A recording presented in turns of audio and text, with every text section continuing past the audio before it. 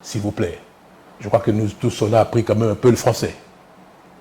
Est-ce que franchement, en lisant cette déclaration de principe, oui, on peut subodorer un seul instant le fameux bradage on parle de la gestion des parcs mais nationaux, non, ça c'est votre... Où est-ce qu'on a dit... des richesses régionales. Depuis quand une région a des richesses? Ce sont des biens sans maître. Mais non, écoutez, s'il vous plaît. D'abord, c'est une déclaration. Oui, Hein? oui, C'est une déclaration de principe. Oui. C'est quoi déclaration de principe? Une déclaration solennelle. Non, peu importe. Ouais. Mais c'est une déclaration. Ça n'engage C'est pas un chiffon à minimiser. Non, non, ça n'engage pas. Oui, ça n'engage pas, mais c'est voilà. pas un chiffon à minimiser. Écoutez, c'était en présence du secrétaire d'État américain. Revenons d'abord au contenu. Hein? Le premier principe renvoie à quoi? Le respect mutuel de la souveraineté respective de chaque pays. Alors comment voulez-vous être souverain et puis alors venir partager, co-gérer la République avec un pays étranger?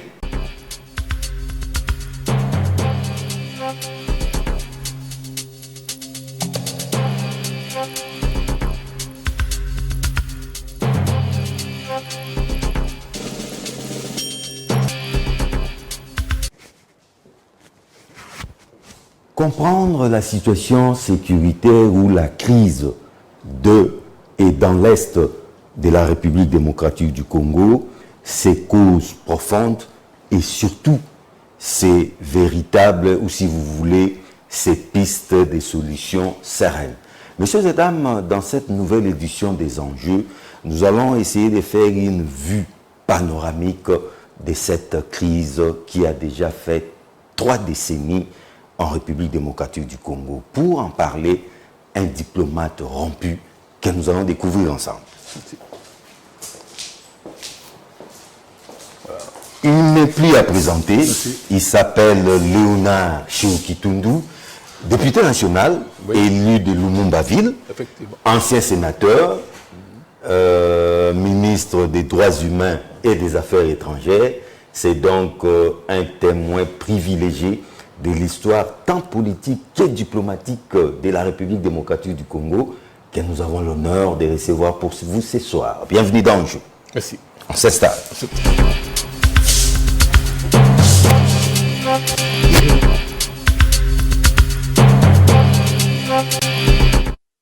Divorce avec les raïs Joseph Kabila Kabange. Bon, divorce, je ne sais pas, mais vous savez très bien que mon parti de l'époque avait boycotté les élections. Ouais. Moi, je ne pouvais pas adhérer, n'est-ce pas, à cette option qui a été levée par la famille politique. Vous êtes un fin politique. Et en plus de ça, j'ai un fief électoral. Mes électeurs n'auraient jamais compris, ne m'auraient pas pardonné de boycotter les élections. Donc, c'est sur ce point d'ailleurs qu'il y a eu une grande contradiction entre nous. Donc, voilà.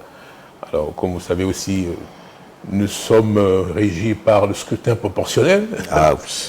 Et il est difficile pour une formation politique d'obtenir la majorité absolue qui vous permet d'avoir les mains libres, effectivement, pour gouverner et appliquer votre programme. On est chaque fois obligé de former soit des coalitions pour pouvoir obtenir la majorité absolue à l'Assemblée nationale, ce qui donne au pouvoir les moyens de ces orientations. Alors là, j'avais le choix entre adhérer à une autre formation politique ou bien créer mon propre parti politique. Oui. J'ai opté pour votre propre parti mon politique. propre parti, qui est le parti social-démocrate vert.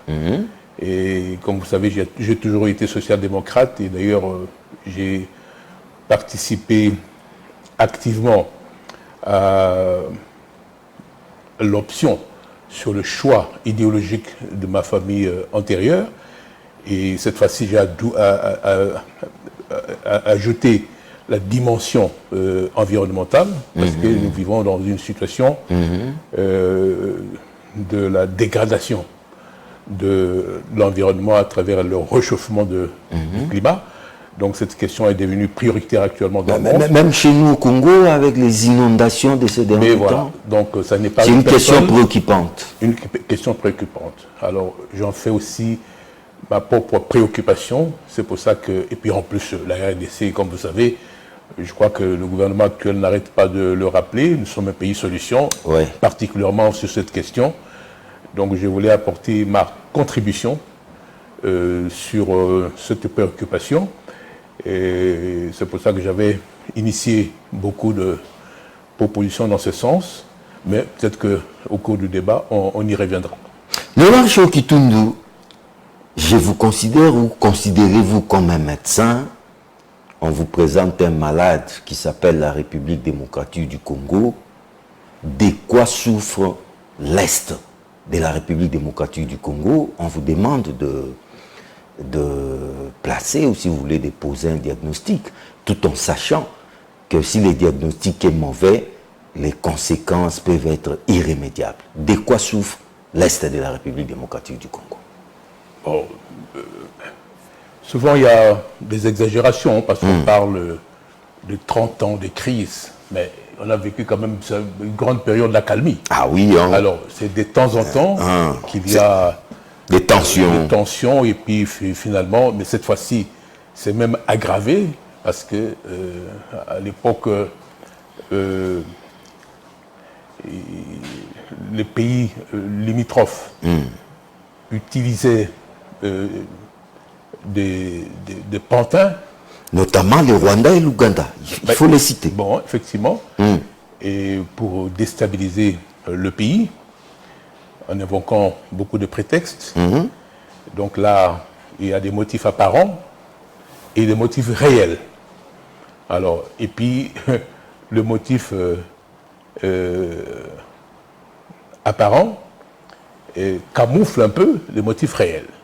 C'est comme ça qu'il faut voir les choses. Alors, pour répondre vraiment à votre question, moi je dirais que tout part du génocide au Rwanda. 94.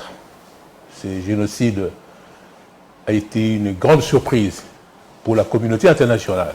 Il faut le remarquer.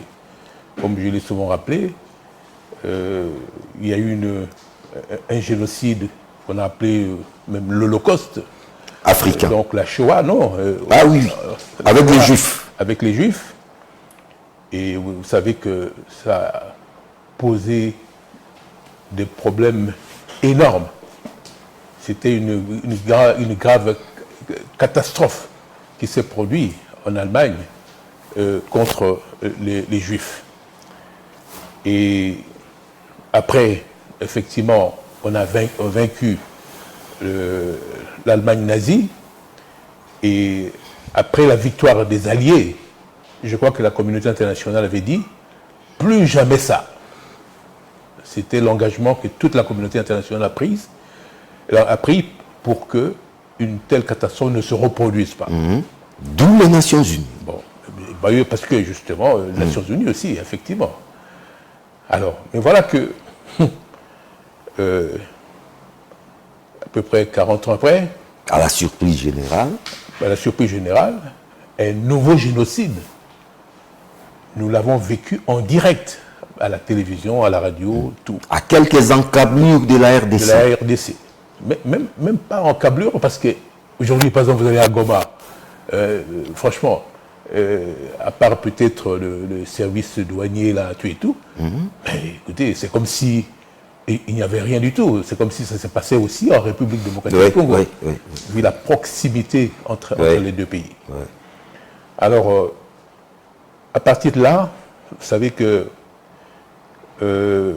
ça a choqué, et ça c'est même un euphémisme, je crois que les gens ont gardé un très mauvais souvenir et en même temps un sentiment d'impuissance est né parce que malgré l'engagement qui a été pris pour qu'un tel crime, qu'on appelle le crime de crime, ne se reproduise pas, ça s'est reproduit au Rwanda. Et au fait, c'est la communauté Tutsi qui était visée par ce génocide. Et quand ce génocide a eu lieu, personne n'est venu au secours des victimes du génocide. Tout le monde était en train de regarder comme si c'était un spectacle. Comme si c'était du cinéma. Ni la communauté internationale à travers tous les pays occidentaux, ni les pays africains. Et sur place, il y avait aussi de forces armées de certains pays occidentaux que je ne citerai pas en l'espèce. Personne n'est venu au secours de ces gens. Donc eux-mêmes se sont débrouillés pour finalement vaincre les génocidaires. Si bien que... Eux-mêmes avec un homme, Paul Kagame. Effectivement. Et là, cette situation a culpabilisé le monde entier, à commencer par les pays africains et toute la communauté internationale. Ils ont eu la conscience chargée. La conscience chargée, et tout le monde s'est senti effectivement coupable de ne pas être venu au secours de la communauté Tutsi. C'est ce qu'on a, pour utiliser le terme en usage, c'était une non-assistance des personnes à danger du génocide. C'était cela. Alors, à partir de là, les génocidaires eux-mêmes, c'est-à-dire les interarmés et les ex-FAR, à travers beaucoup d'interventions, tout, ont fui le Rwanda, donc la contre-offensive de l'armée du FPR. Pour les Zaïs. Et sur les Zaïs, donc la République démocratique du Congo. Ils ont traversé la frontière. Avec armes et bagages. Sans compter femmes et enfants. Et enfants. Tout le monde est venu ici. Alors, c'est comme ça que ça a commencé. Donc, en tout cas, ça, c'est le point de départ. Voilà. Sans ce déplacement en République démocratique du Congo, je pense qu'il n'y aurait pas eu de problème avec le Rwanda. Parce que nous avons 9 pays frontaliers avec lesquels on a de très bonnes relations. On n'a pas de problème avec l'Angola, on n'a pas de problème avec la Zambie, on n'a pas de problème avec la Centrafrique, on n'a pas de problème avec le Congo-Brazzaville en face. Le Congo-Brazzaville en face. Et il n'y a que de ce côté-là. Donc tout est parti de là. Et puis, il faut rappeler aussi que l'Ouganda était quand même allié à l'époque de Paul Kagame. Alors, c'est cela le problème. Et, vous voyez, certains génocidaires les plus connus ont été arrêtés, soit envoyés au tribunal pénal d'Arusha, soit d'autres, on a pu les attraper et puis subir les rigueurs de la loi. Même au Rwanda, d'autres ont bénéficié du système transitionnel là, de Gachacha et consorts. Alors, c'est la présence des interarmés et des ex-FAR qui constitue, au fait, c'est le mal par lequel le scandale est arrivé dans nos relations avec Kigali. C'est ça, la véritable. Mais ça, c'est pas de notre faute. Oui, c'est pas de notre faute. Nous payons les prix de notre bonne foi, de notre hospitalité. Bon, mais il faut quand même reconnaître que, comme je l'ai rappelé auprès de vos confrères, nous-mêmes ici, on a été solidaires des victimes des génocides. Et d'ailleurs, si M. Laurent Désiré Kabila a pu accéder au pouvoir à l'époque, c'est par ces concours de circonstances. C'est-à-dire que les Rwandais à l'époque voulaient éviter que ceux qui ont commis les génocides reviennent au Rwanda pour recommettre, ou bien, c'est comme dans leur langage, c'était venir terminer, achever le travail qu'ils avaient commencé. Bon. Et puis, à l'époque, M. Laurent Désiré Kabila était en train de faire un grand effort pour lutter contre la dictature de l'époque. De l'époque. Alors, vous voyez, et... dans les Sud Kivu. Non, il voulait... non, mais les fiefs des musées à l'époque. Oui, dans le maquis, à l'époque, c'était au Kivu. Oui. Alors, je l'ai souvent aussi rappelé, il ne peut pas y avoir la possibilité pour les opposants de déstabiliser militairement, parce qu'il n'y avait plus d'autre option à l'époque que la lutte armée. Alors, pour engager une lutte armée, si vous ne disposez pas d'un pays limitrophe comme base arrière, vous ne pouvez pas réussir. Donc Mouzé a pactisé avec les diables. Non, Pour non, pas à l'époque. faire tomber le maréchal Mobutu. À l'époque, Oui. ce n'était pas le diable. Vous ne pouvez pas dire pactiser avec le diable, parce que le régime ici était en déliquescence à l'époque. Rappelez-vous, le pouvoir était vraiment... ça sonnait, c'est le tocsin de la faim, au fait. Ouais, ça sonnait l'éclat. Et puis, les Rwandais étaient en train de prendre des mesures de précaution pour qu'ils ne revivent pas ce qu'ils avaient vécu sans aucun secours. De la En tout cas, ils étaient traumatisés. Traumatisés. Alors, c'est ça que je disais. Il y avait concours d'intérêts, mais il n'y avait pas identité d'intérêt entre M. Laurent Désiré Kabila et ceux qui l'avaient aidé à prendre le pouvoir. Les autres voulaient sécuriser leurs frontières et éviter un nouveau génocide.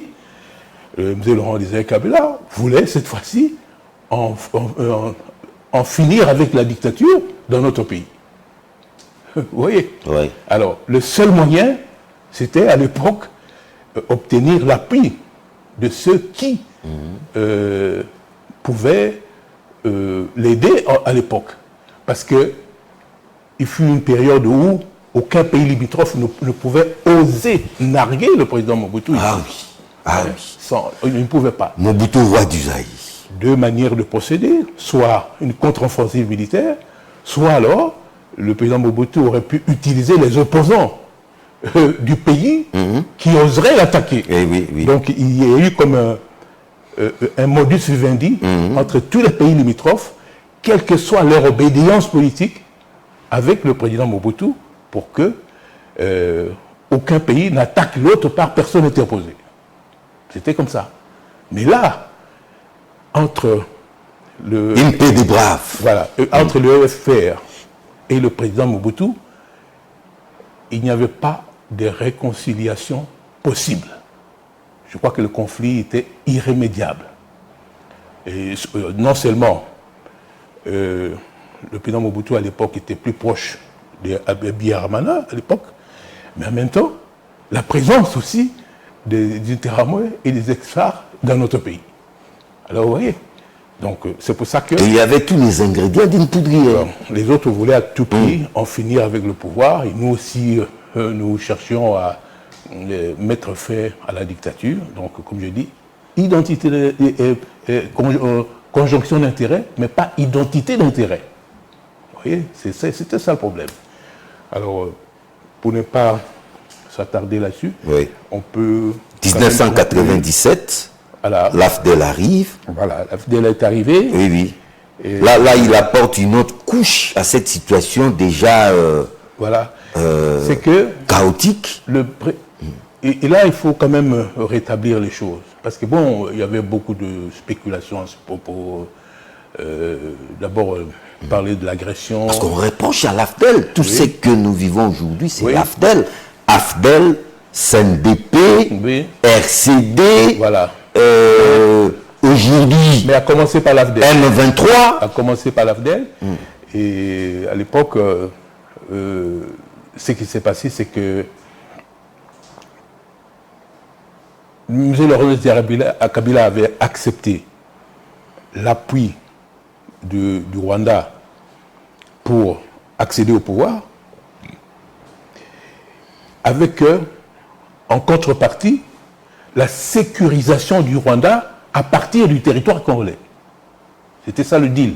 Alors, à l'époque, on a parlé d'accord de l'Émirat, qu'on a marchandé, on a cédé une partie du territoire. Il n'en est pas question, et vous connaissez très bien. Faux sur toute la ligne. C'est un grand nationaliste, il ne pouvait pas accepter cela. Sur le plan politique, c'était un homme avec une certaine vision, et il ne pouvait pas. C'était un grand lomobiste, nationaliste, il ne saurait en aucun cas accepter céder le moindre centimètre du territoire de la République démocratique du Congo. C'était ça le deal. Alors, arrivé à Kinshasa, nous attendions qu'on laisse celui qui a demandé l'appui pour mettre fin à la dictature puisse prendre ses responsabilités et gouverner le pays. Non, les autres voulaient au contraire se comporter sur le territoire congolais comme un territoire conquis. C'est que le musée Laurent Désiré Kabila, malgré le fait qu'il était militairement faible, il ne pouvait pas supporter, comme aujourd'hui. Ouais. Les mêmes causes produisant les mêmes effets. Il a pris le courage d'impartir un délai à nos amis d'hier, nos alliés d'hier, de quitter le territoire congolais. Et nous en payons les prix jusqu'aujourd'hui. Voilà, ils sont partis. Mais malgré ça... Les 18, 98. Voilà, ils sont partis. Voilà. Alors, mais voilà, ils ont trouvé maintenant une autre astuce, parce que bon, M. Laurent Désiré Kabila n'avait pas que des amis. Alors, ceux qui ne le supportaient pas ont maintenant cherché l'appui de nos alliés d'hier pour, cette fois-ci, combattre M. Laurent Désiré Kabila. Dans Cheikh Kitundu, quelque part, vous reconnaissez la responsabilité de l'AFDEL dans la situation que nous sommes en train de vivre aujourd'hui. Non, à l'heure des charges, moi je pense qu'il faut bien comprendre. Je pense que, écoutez, il y avait l'apartheid en Afrique du Sud. À un moment donné, Mandela était pour la non-violence au début, quand il a commencé sa lutte. Et après Bon, mais après, ils ont remarqué que... il a procédé par des attentats. On ne pouvait pas mettre fin à l'apartheid pacifiquement. Sans violence. Il fallait nécessairement avoir un groupe armé. Moi, qui je vous parle, je suis même une fois, j'étais au sud Liban, où les Palestiniens étaient en train d'entraîner les militants de l'ANC pour la lutte armée. Et je suis tout à fait bien placé pour en témoigner. Donc à un moment donné, il faut savoir ce qu'on veut. C'est pour ça qu'il y a eu l'ANC avec la branche militaire. Ouais. Mais là, malgré le fait que l'ANC a finalement opté pour la lutte armée, il ne pouvait gagner contre l'apartheid qu'avec l'appui des pays limitrophes. C'est qu'on a appelé les pays de la ligne de front. Vous voyez? Alors, c'est comme ça finalement, mais aussi avec une solidarité internationale, on a pu finalement venir à bout de l'apartheid. J'ai fait ça pour vous montrer que il ne faut quand même pas trop charger M. Laurent Désiré Kabila d'avoir obtenu l'appui du Rwanda pour mettre fin à la dictature. Je crois qu'il ne pouvait pas prévoir. Non, pas trop chargé, mais reconnaître toutefois sa responsabilité dans la crise d'aujourd'hui. Non, pas du tout, ce n'est pas une responsabilité fausse. Je crois que c'est ça le problème. Parce que si M. Laurent Désiré Kabila était sûr qu'en acceptant l'appui apporté par le Rwanda, ils allaient se comporter à Kinshasa comme ils le font actuellement, je crois qu'ils n'auraient pas accepté leur aide. Donc l'histoire se répète. Voilà, ils n'auraient pas accepté leur aide. C'est tout à fait clair. Et la preuve, c'est que malgré sa faiblesse, il leur a demandé de partir. Alors, si on peut évoluer, voilà. Mouzemor assassiné en 2001, Joseph Kabila est arrivé, Sun City, 1+4, on croyait que tout était résolu. Et après quelques années d'accalmie, avec Joseph Kabila, le M23 refait surface, on nous a toujours dit que Joseph Kabila l'a vaincu, ça a refait surface avec Félix Tshisekedi, et aujourd'hui, c'est l'AFC. Comment vous allez l'expliquer? Oui, d'accord, mais là encore une fois, il faut quand même reconnaître que les premières incursions de ce qu'on a appelé, c'était le M23, mais à l'époque, ça n'a pas duré. Il n'y a pas eu occupation des deux provinces comme maintenant. Oui, ils ont marché sur Bukavu. Voilà. C'est quelques harcèlements, ça n'a pas duré. Goma aussi. Bon, mais ça n'a pas duré. Ce n'est qu'avec Tshisekedi qui se sont véritablement installés. Oui, bon, mais c'est pas parce que c'est le président Tshisekedi. Moi, je ne veux pas... Non, sous son règne. Ouais. Sous son règne. C'est sous son règne. Dire que ça, c'est pas faux. mais c'est pas à cause de lui que le... Mais toi... Personne n'a dit ça. Ça, je ne vais pas m'avancer là-dessus. Donc, quand on dit 30 ans, c'est un peu exagéré. Parce que vous le dites très bien, qu'à un moment donné, la situation était tout à fait claire. Alors, cette fois-ci, ça a pris une autre dimension. Parce que, après, il faut dire, le génocide a eu lieu en 1994 au Rwanda. Mais non, c'est tout à fait vrai. Beaucoup de génocidaires attitrés ont été soit arrêtés, jugés et tout. Et puis maintenant, beaucoup de ces gens, peut-être certains sont encore en fuite. Oui, d'autres ont vieilli. Alors, quel âge ils ont aujourd'hui? Ils sont morts. Alors, mais maintenant, il y a ce qu'on appelle aujourd'hui le FDLR, qui s'est constitué en remplacement de Zutéramo et Exfar. Pour quelle raison? D'une part, parce qu'ils ne pouvaient plus utiliser Interahamwe et Exfar parce que c'était des génocidaires. Donc maintenant, il y a une nouvelle génération qui voulait lutter contre le pouvoir au Rwanda, mais en utilisant le territoire congolais comme base arrière pour la déstabilisation du Rwanda. À notre insu ou avec notre concours? Non, souvent à notre insu. Et puis il faut dire que les actions du FDLR en République démocratique du Congo, qui en étaient les victimes? Ce sont les Congolais. Jusqu'à présent, je n'ai pas encore vu un acte vraiment significatif qui aurait été posé sur le territoire rwandais par le FDLR. Mais vous voyez, c'est ça le problème. Mais, comme vous savez, c'est ça, parce que vous avez demandé la cause de conflit, il faut partir de là. Oui. Donc, après les Interahamwe et les Exfar, il y a maintenant le FDLR. Et la présence... Qui opère à partir de chez nous pour déstabiliser le Rwanda. Mais jusqu'à présent, non, c'est ce que j'ai dit, jusqu'à présent, c'est une menace de déstabilisation du Rwanda. Mais toutes les actions du FDLR ont été commises en République démocratique. Et souvent, quand ils opéraient en clandestinité, ce sont les Congolais qui en sont victimes de leur action. C'est ça le problème. Oui, c'est ce qu'il faut comprendre. Ça expliquera après les faux prétextes utilisés par Kigali aujourd'hui pour essayer de mettre en exergue la menace qui représente le FDLR pour justifier l'agression dont nous sommes victimes aujourd'hui. Alors, c'est ça la question. Oui. Vous voyez, c'est pour ça que je dis aujourd'hui, la présence de ces FDLR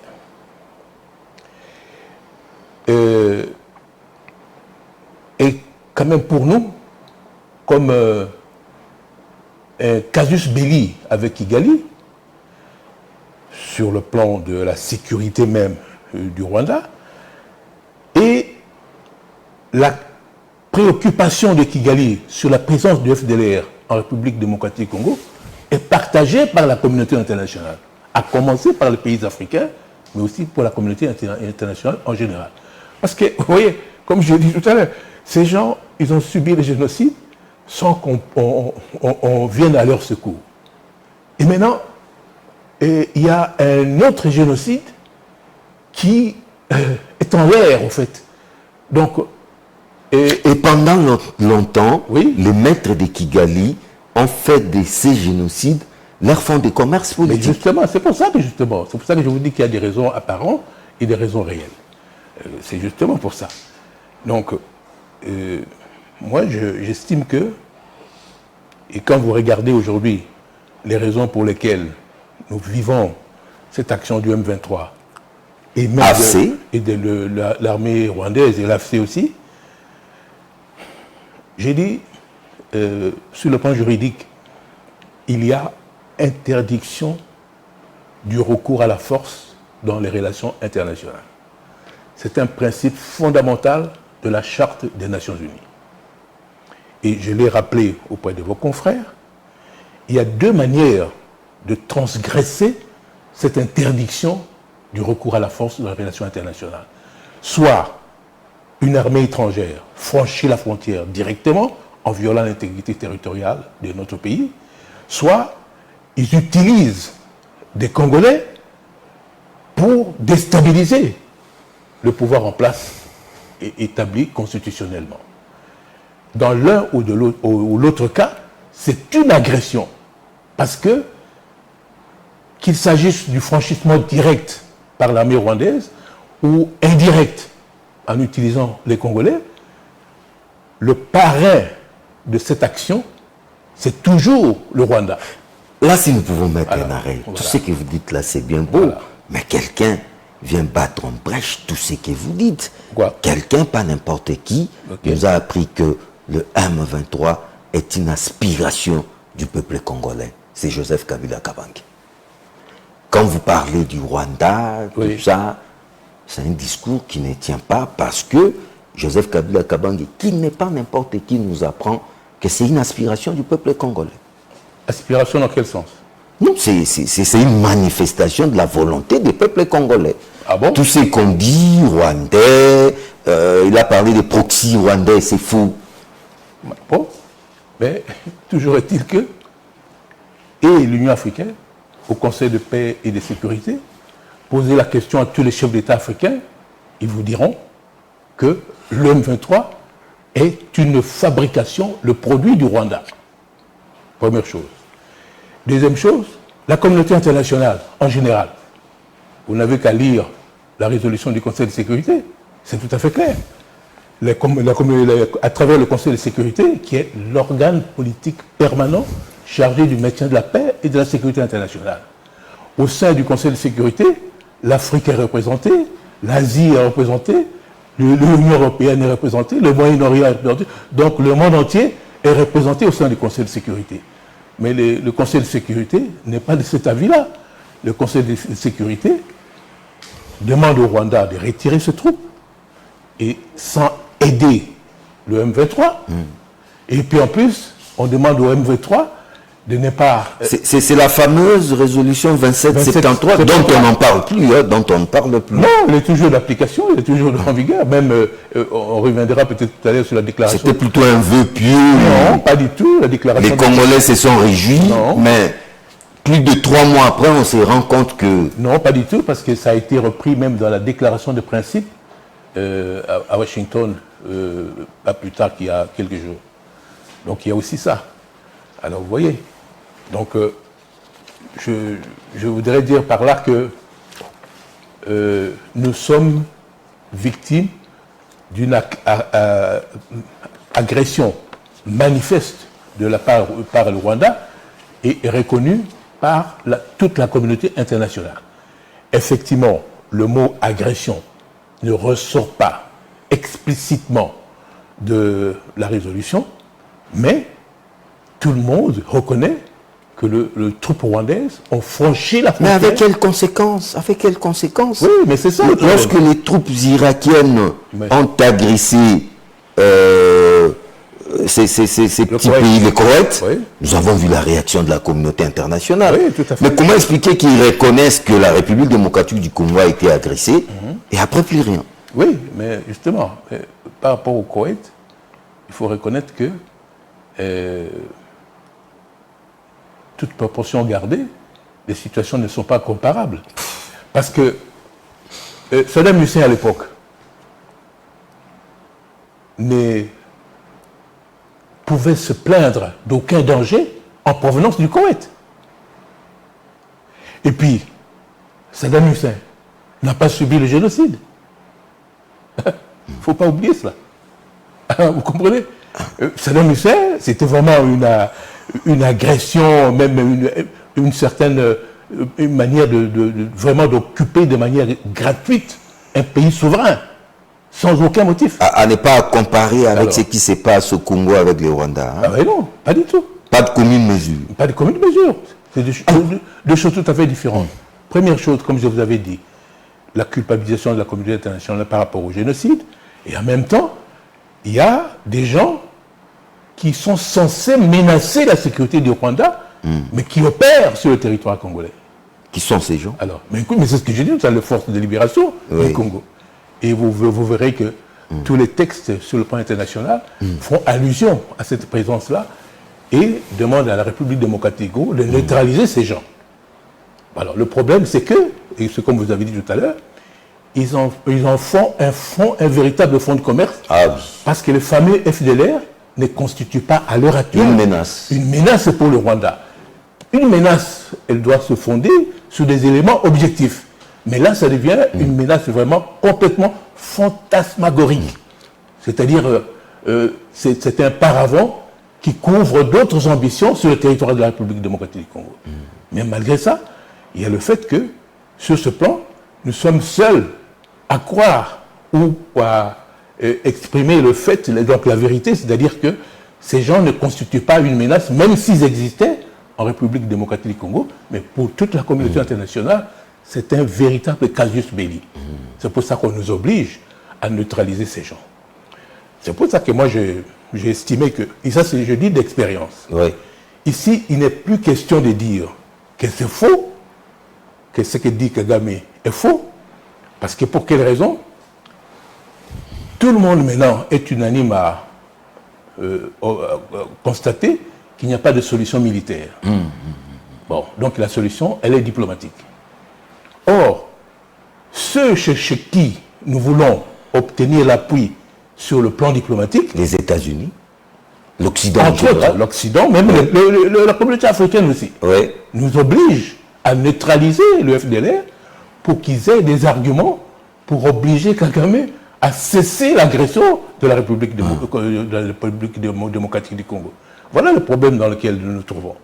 Donc là, franchement, vous me connaissez très bien, moi j'ai consacré ma jeunesse, tout, pour ce pays, dans l'opposition, tout, et vous m'avez vu, vous pouvez me juger, je ne me vante pas, mais dans mes actions, dans tous les postes que j'ai occupés, c'était pour défendre la République.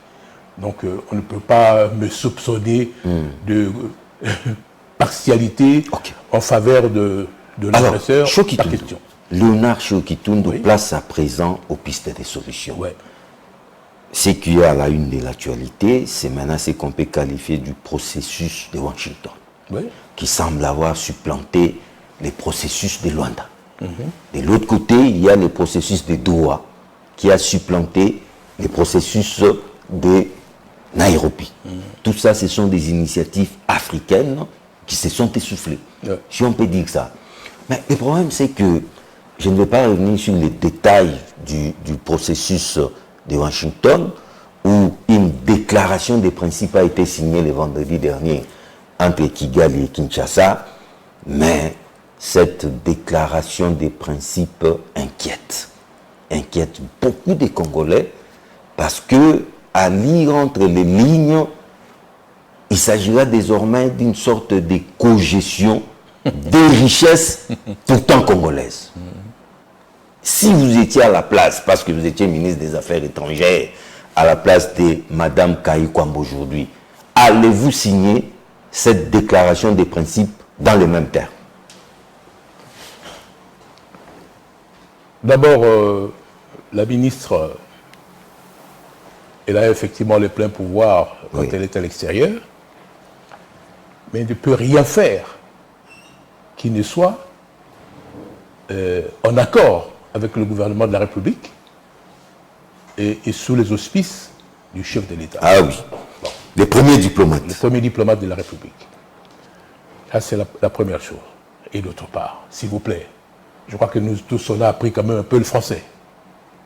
Est-ce que franchement, en lisant cette déclaration de principe, on peut subodorer un seul instant le fameux bradage de nos richesses, de la gestion des parcs nationaux, non, ça, c'est votre... où est-ce qu'on a des richesses régionales. Depuis quand une région a des richesses? Ce sont des biens sans maître. Mais non, écoutez, s'il vous plaît. D'abord, c'est une déclaration. C'est une déclaration de principe. C'est quoi déclaration de principe? Une déclaration solennelle. Non, peu importe. Mais c'est une déclaration. C'est pas un chiffon à minimiser. Non, ça n'engage pas. Ça n'engage pas, mais c'est pas un chiffon à minimiser. C'était en présence du secrétaire d'État américain. Revenons d'abord au contenu. Le premier principe renvoie à quoi? Le respect mutuel de la souveraineté respective de chaque pays. Alors comment voulez-vous être souverain et puis alors venir partager, co-gérer la République avec un pays étranger. Enfin, on n'est plus en contexte de souveraineté. Impossible. Première chose.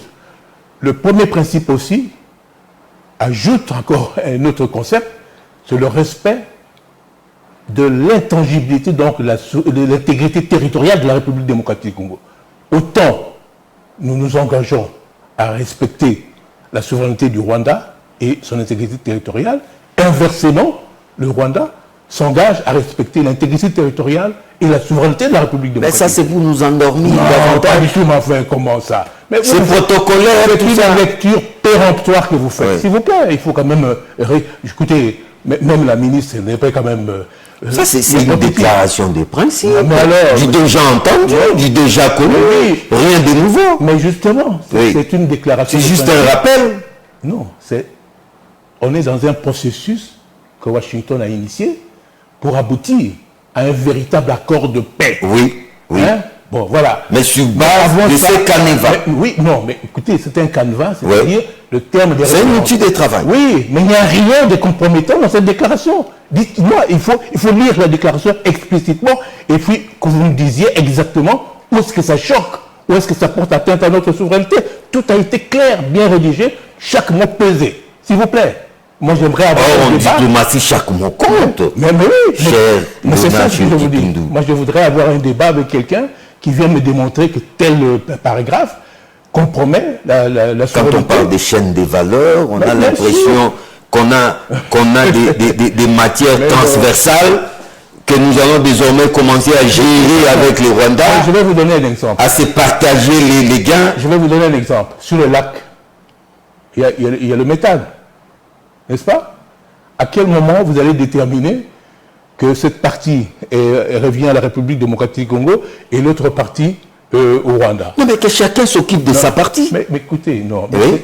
Mais nous pouvons, raisonnablement, au lieu d'avoir un équipement pour la RDC, pour l'exploitation du métal, et un autre équipement pour le Rwanda, pour exploiter le même gisement, mais enfin, on peut coopérer ensemble. Non, c'est pas du nouveau. Attendez, d'abord. Félix Tshisekedi l'a tenté avec Kagame. Quel résultat? Non. Nous avons coopéré. Non, mais non, on n'est pas arrivé au résultat. Alors, mais pourquoi les refaire? Mais il faut continuer. Mais écoutez, on ne va pas déplacer le Rwanda sera toujours là. On est avec le Rwanda au CPGL, je ne sais pas si vous savez, on est avec le Rwanda au CAC, Communauté des États de l'Afrique centrale, on est avec le Rwanda à l'UEAC, et on est avec le Rwanda au COMESA. Donc, et puis, ces organisations sous-régionales, ça fait partie de l'Union africaine. On doit coopérer. Mais la coopération avec le Rwanda, dans toutes ces sous-régions, ça n'a pas marché. Qu'est-ce qui vous prouve que cette fois-ci, ça va marcher, cher Léonard Chiokitou? Non, mais ce n'est pas parce que ça n'a pas marché avant que ça ne marchera jamais. Là, peut-être qu'il y a eu un incident de parcours, mais maintenant, il y a eu peut-être des erreurs qui ont été commises, des susceptibilités. Il faut les corriger maintenant.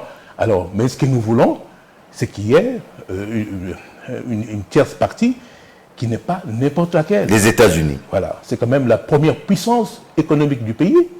Et sur le plan même stratégique. Ah, donc cette fois-ci, c'est avec les gendarmes américains. Mais voilà. Oui, ça, c'était une donnée qu'il faut prendre en considération. Et, je veux dire, les relations internationales aujourd'hui, nous vivons dans un contexte d'anarchie parce qu'il n'y a pas un organe central qui puisse faire, vous parliez de la résolution du Conseil de sécurité. Vous n'avez pas une police qui peut faire exécuter les résolutions du Conseil de sécurité des Nations Unies. Mais cette fois-ci, avec le processus initié par les Américains, oui, processus de Washington, il y a lieu d'espérer, et cette fois raisonnablement. Pour quelle raison?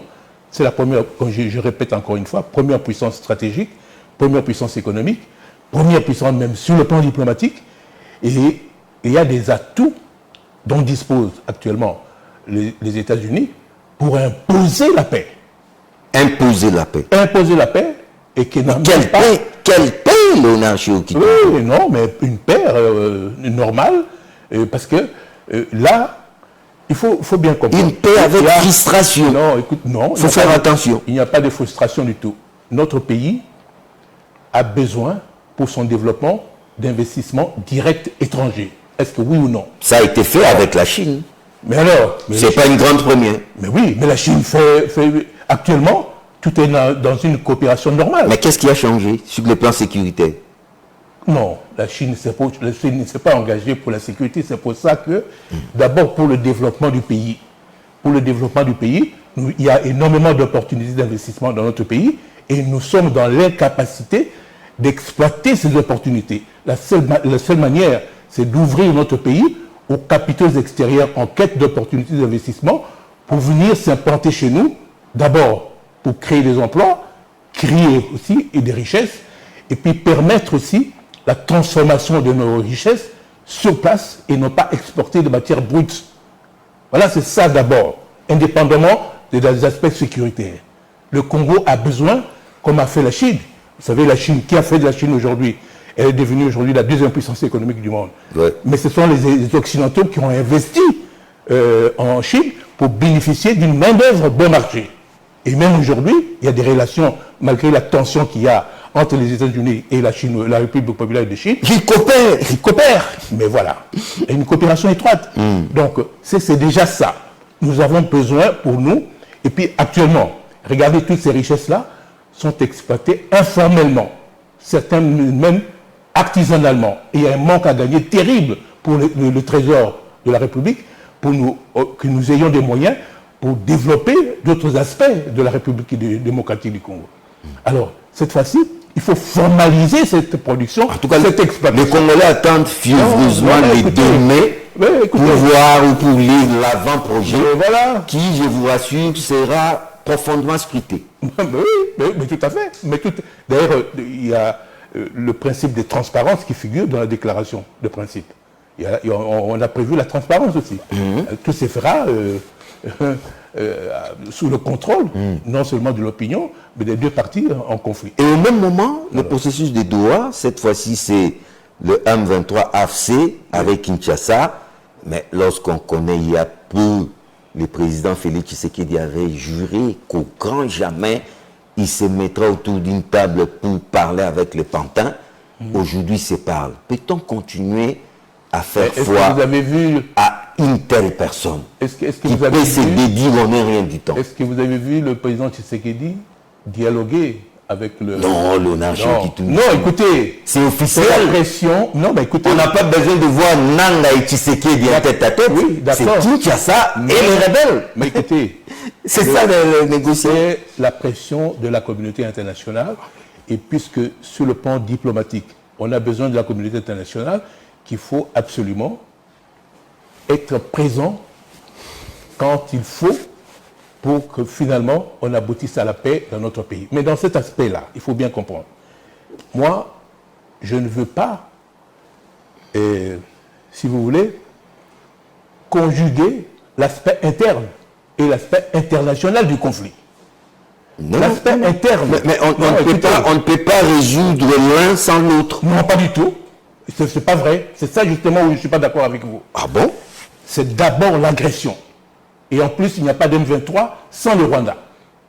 C'est clair. Mais l'agression qui est externe trouve des prétextes à l'interne. Non, pas du tout. Écoutez, il n'y aurait pas eu d'M23 sans l'appui du Rwanda. Oui ou non? Bien sûr. Bon, alors, écoutez. Alors, mais voici l'AFC.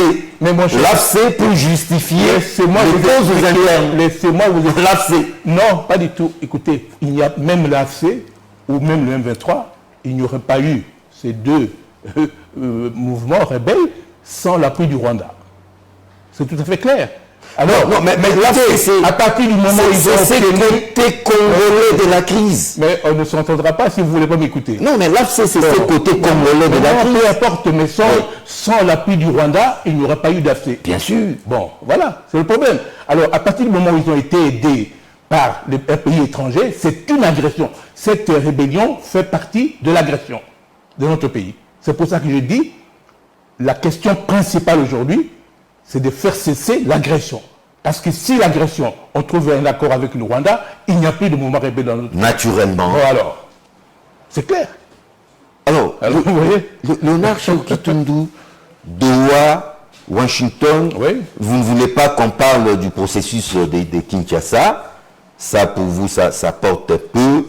Mais d'après vous... Ce n'est pas que ça porte peu, mais j'estime que dès lors que le pays est agressé, tous les Congolais doivent être unis pour chasser l'agresseur du pays. Mais par quelle voie? Mais écoutez, on avait dit, il n'y a pas de solution militaire, la solution, elle est diplomatique. Oui. C'est pour ça que quand vous dites, voilà, on a quand même envoyé des gens pour parler, mais parce que nous cherchons l'appui diplomatique pour mettre fin au conflit sans tirer un seul coup de feu. C'est ça le problème. C'est pour cette raison qu'il y a ce processus de Washington.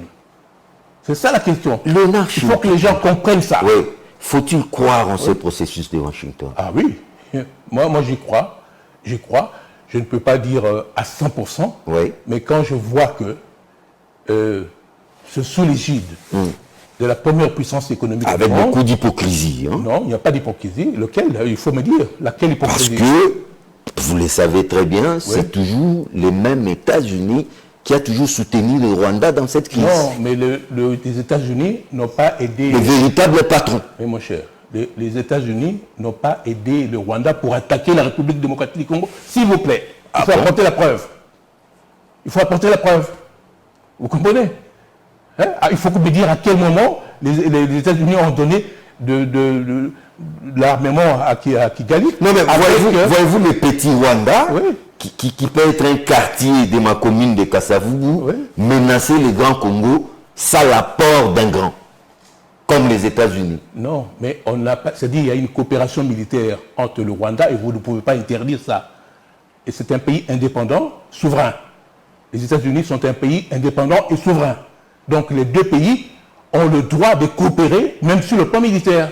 Mais ça ne veut pas dire qu'en coopérant sur le plan militaire, les États-Unis ont donné carte blanche au Rwanda pour venir agresser la République démocratique du Congo. La preuve, c'est qu'ils ont sanctionné certaines hautes personnalités au Rwanda. Et puis, les États-Unis ont voté à l'unanimité avec les autres membres du Conseil de sécurité la résolution 2773. Mais s'il vous plaît, mon cher. Qui est resté sur papier. Hein? Non, mais écoutez, mais c'est comme ça, mais c'est déjà... C'était une résolution porteuse d'espoir. Les Congolais ont jubilé. Non. Mais après, c'était une douche froide. C'est déjà une référence. C'est la première fois que le Rwanda est cité dans une résolution du Conseil de sécurité pour avoir violé l'intégrité territoriale de la République. Sans sanction véritable? Non, mais écoutez, c'est déjà un élément important. Kigali, quand même, a été secoué sur le plan diplomatique aujourd'hui. Kigali, aujourd'hui, ne peut plus se comporter comme il faisait avant, comme bénéficiant d'une impunité. On ne les cajole plus. Alors, c'est terminé. Et ça, indépendamment de tout, on peut dire tout ce qu'on veut. Je crois que la contre-offensive diplomatique du chef de l'État a porté ses fruits. Parce que cette contre-offensive diplomatique a démystifié le président rwandais. Vous n'allez pas trop vite en besoin. Non. Attendons plutôt les 2 mai. Mais on verra. Et comment va évoluer les choses? Oui, on verra, vous allez voir. Et d'ailleurs, écoutez, il y a le vice-premier ministre en charge des affaires étrangères belge qui était ici, pas plus tard qu'hier. Oui. Vous avez entendu sa déclaration. Alors que la Belgique a coupé les relations diplomatiques avec Kigali, mais malgré ça, dans sa déclaration, il a pris en considération les préoccupations sécuritaires du Rwanda. Il ne faut pas oublier ça. Hein? Vous comprenez? C'est pour vous dire que la question ici est assez complexe et compliquée.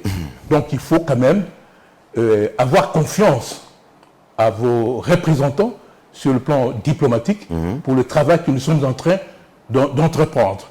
Et là, il faut féliciter les résultats auxquels on est arrivé aujourd'hui. Donc ça, il faut bien comprendre. Et puis, comme je vous ai dit, nous sommes dans un contexte d'anarchie sur le plan des relations internationales parce qu'il n'y a pas un organe central, un gouvernement du monde disposant de la police et d'un organe d'exécution de certaines décisions qui sont prises sur le plan international, comme dans un État indépendant. Les Nations Unies ont failli à ce sujet. Mais voilà, pas seulement les Nations Unies, mais en tout cas la communauté internationale dans son ensemble. Alors maintenant, nous avons la première puissance économique et militaire et même stratégique qui prend l'affaire en main. Parce que les États-Unis ont le moyen d'imposer la paix. Nous sous-traitons notre sécurité en bradant nos richesses. Non. Nous sous-traitons notre sécurité. Non, pas du tout. On ne sous-traite pas parce que c'est une coopération mutuellement avantageuse. Comme je vous ai dit, il y a deux aspects à l'est de la République démocratique du Congo. Il y a d'abord l'aspect économique et l'autre aspect, c'est sécuritaire. Ce que nous voulons aujourd'hui, c'est que si les entreprises américaines viennent s'installer, ça a notre avantage. Pour quelle raison? Nous allons sortir de l'informel pour formaliser la production. Et en ce moment-là, le Trésor est bénéficiaire de cette coopération. Deuxième chose, puisque les États-Unis ont besoin de ces minerais, on ne va pas leur donner gratuitement. Pas du tout. C'est une coopération normale, mutuellement avantageuse. Simplement, une fois que les entreprises américaines sont installées à l'est de la République démocratique du Congo, aucun pays limitrophe ne va oser encore narguer la République démocratique du Congo en franchissant les frontières comme ils font maintenant. Parce que les États-Unis n'accepteront pas du tout. Alors, Léonard Chokitou, avant la conclusion, parce que nous chutons, un mot sur ce qui se passe, la politique intérieure, après les dialogues, après plutôt les consultations, vivement un nouveau gouvernement? Ah oui, en tout cas, c'est la promesse que le conseiller spécial en matière de sécurité du chef de l'État avait dit. Et d'ailleurs, les consultations auxquelles il a procédé ont pour objectif la formation d'un gouvernement d'union nationale. Parce qu'à situation spéciale, il faut un gouvernement spécial. Qui au grand remède. Au grand remède. Donc c'est pour cette raison que le chef de l'État a confié cette tâche à son conseiller spécial pour voir dans quelle mesure on peut avoir vraiment un gouvernement de combat, parce que la priorité, indépendamment des tâches traditionnelles du gouvernement, ce gouvernement sera chargé de s'occuper prioritairement de la manière la plus efficace possible pour mettre fin à l'agression de notre pays. Avant de vous donner la parole pour la conclusion, je voulais quand même féliciter l'action menée par l'argentier national, Doudou Fwamba Likunde Libotei, qui lui quand même se bat avec les paiements des fonctionnaires régulièrement, les doublements des soldes de nos militaires et policiers. Il faudra aussi noter la stabilité de taux d'échange ainsi que des biens et services. En tout cas, chapeau bas à Doudou Fwamba Likunde. Alors, monsieur chez Okitundu Léonard, nous chutons déjà. Quelle sera votre conclusion? Ma conclusion, c'est que il faut que la population accorde la confiance qu'il faut et encourage ceux qui négocient pour elle dans les enceintes internationales pour mettre fin à l'agression dont notre pays est victime.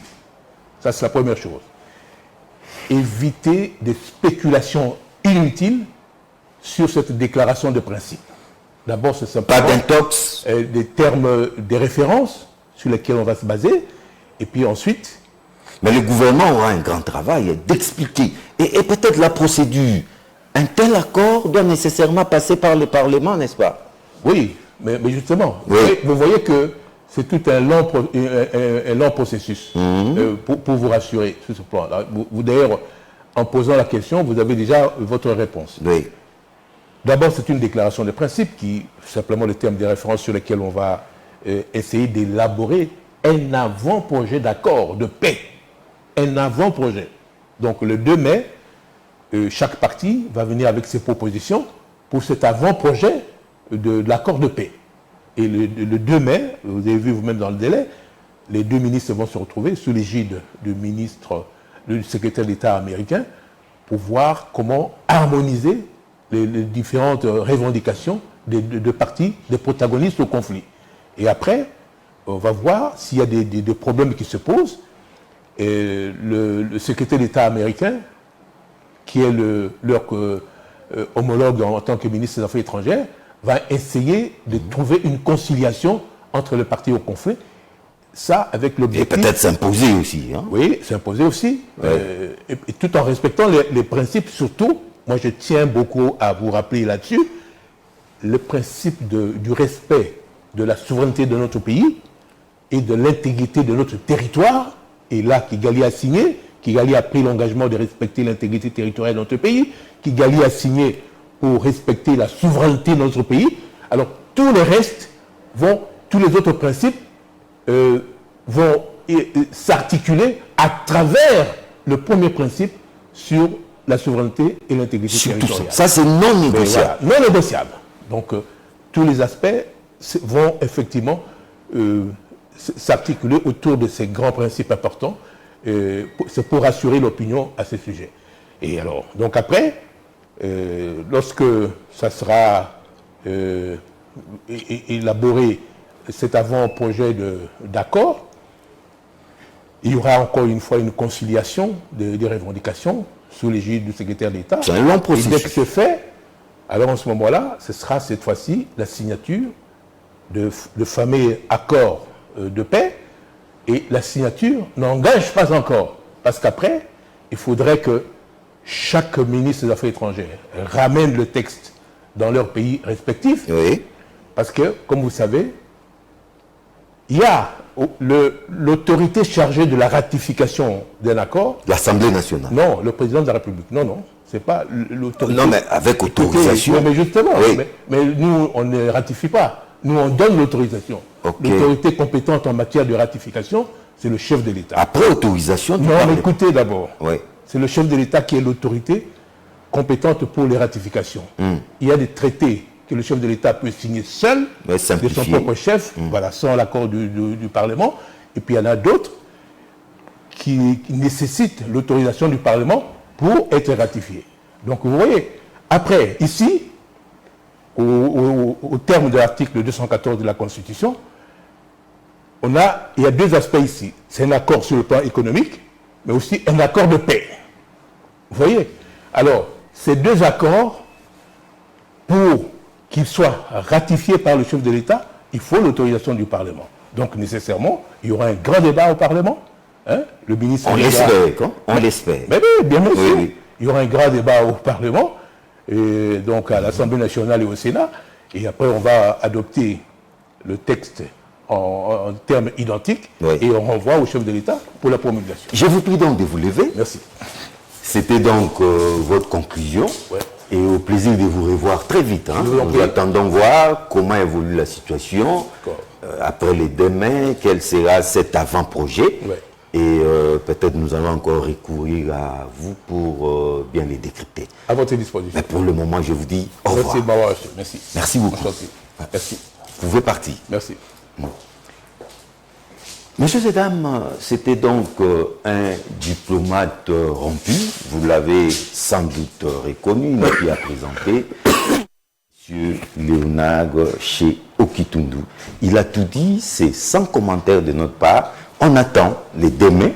Et après les 2 mai, on aura encore l'occasion de beaucoup parler sur ce processus de Washington. Mais pour le moment, pas d'intox, pas de manipulation. Mon plaisir est de vous retrouver très vite dans une nouvelle édition des Enjeux avec les mêmes réels plaisirs. Au revoir.